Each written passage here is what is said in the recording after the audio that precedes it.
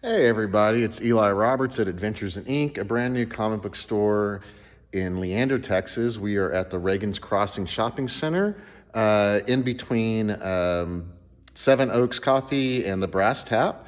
So come on down and check us out. It's Thursday, so on Thursdays we like to do a little thing we call Throwback Thursdays, where I tell you about a comic book or a series or something like that from back in the olden times, the 1980s, 1990s. I don't know what people call them these days, but maybe it's just like it's a pretty cool issue or it's a pretty cool comic, definitely worth checking out, even many years after it's been published. And so today, what we're going to take a look at is one of the more horrifying creatures in the Marvel universe, and that is the Brood.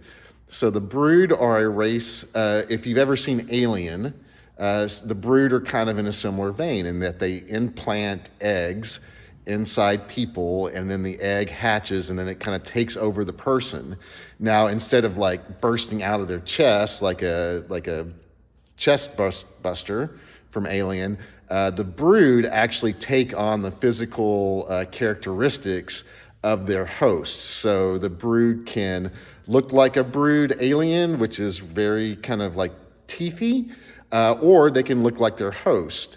And so their most common enemy is the X-Men. And so there's a series of stories in X-Men where the Brood have taken over, are starting to take over a small town, and the X-Men have to go investigate. And so they do. And as you can judge from this cover, things don't always go the way that they work out. Wolverine does get an egg stuck inside him, and you get to see what happens with that.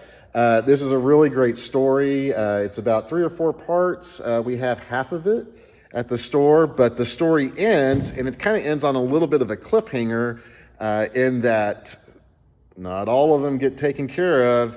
And by them, I mean the Brood. And so several years later, the storyline that was kind of hinted at in this issue is eventually addressed in this limited series, X-Men Brood, where the X-Men return to that town and try and finish the job, so to speak. But it's a pretty cool story, definitely worth checking out.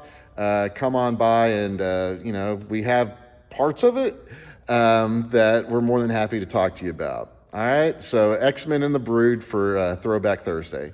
You guys have a great day. We'll see you later. Bye.